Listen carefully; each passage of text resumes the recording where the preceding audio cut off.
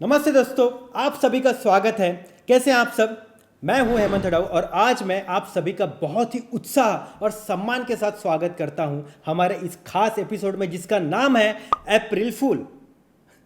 माफ कीजिएगा, मैं तो मजाक कर रहा था। तो बात क्या है, कल का अप्रैल फूल का उत्साह अभी तक दिमाग से निकला नहीं है। और सच कहूं तो क्या करें, साल में केवल एक ही दिन तो मिलता है जहां लोगों के साथ हल्की फुल्की शरारत करने और उनके साथ मस्ती करने का। लेकिन मेरा मानना है कि हमें साल के 365 दिनों में थोड़ा बहुत मज़ा और हंसी खुशी तो बरकरार रखनी चाहिए। इससे हमारे व्यक्तित्व निखरता है, मन शांत और सकारात्मकता रहता है।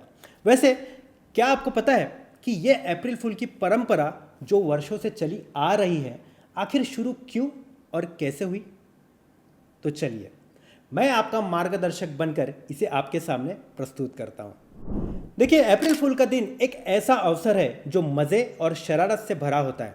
इस दिन लोग एक दूसरे के साथ हल्के फुल्के मजाक करते हैं, मज़ेदार झूठ बोलकर एक दूसरे को चकमा देते हैं और फिर उसका आनंद उठाते हैं। विश्व भर में विभिन्न देशों में इसे अपने अनूठे अंदाज में मनाया जाता है, लेकिन इसका सटीक मूल्य क्या है, इसकी स्पष्ट जानकारी उपलब्ध नहीं है। फिर भी कुछ लोकप्रिय सिद्धांत और कहानियां हैं जिन्हें मैं आपके साथ साझा करने जा रहा हूं। तो पहली कहानी है 1582 के कैलेंडर बदलाव से जुड़ी। पुराने समय में यूरोप में नया साल 25 मार्च और 1 अप्रैल के बीच मनाया जाता था, लेकिन जब 1582 में ग्रेगोरियन कैलेंडर लागू हुआ तो नया साल 1 जनवरी को कर दिया गया था। अब कुछ लोगों को यह बदलाव समझ नहीं आया और कुछ ने इसे मानने से इनकार कर दिया। ऐसे लोगों का मजाक उड़ाया जाने लगा और उन्हें अप्रैल फूल कहा जाने लगा। धीरे धीरे एक मज़ेदार परंपरा बन गई और आज भी लोग इस दिन को बड़े चाव से मनाते हैं। दूसरा सिद्धांत रोमन और मध्ययुगीन परंपराओं से जुड़ा है। कुछ विद्वानों का मानना है कि रोमन काल के हिलारिया उत्सव और मध्ययुगीन यूरोप के फूल्स फेस्टिवल जैसे आयोजनों से अप्रैल फूल का संबंध है।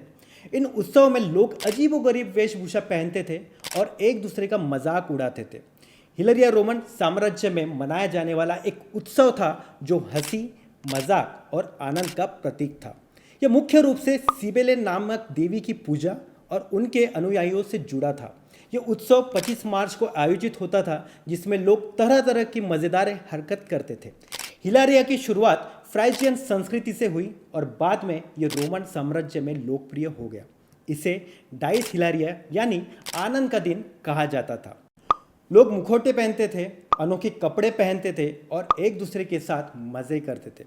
आम लोग राजा की तरह और उचित वर्ग के लोग साधारण नागरिकों की तरह व्यवहार करते थे। ये दिन समाज में खुलकर हंसी और खुशी बांटने का अवसर था। कुछ विद्वानों का कहना है कि हिलारिया और अप्रैल फूल में कई समानताएं हैं। दोनों में मजाक, हंसी, वेश बदलना और सामाजिक भूमिकाओं को उलट पुलट करना शामिल था और इसलिए संभव है कि रोमन काल का ये उत्सव यूरोप में विभिन्न रूपों से विकसित हुआ और अप्रैल फूल के रूप में सामने आया। तो दोस्तों, अप्रैल फूल का मतलब बस यही है कि 1 अप्रैल को मज़ेदार शरारतों का दिन। जिस किसी के साथ मजाक होता है वही अप्रैल फूल कहलाता है।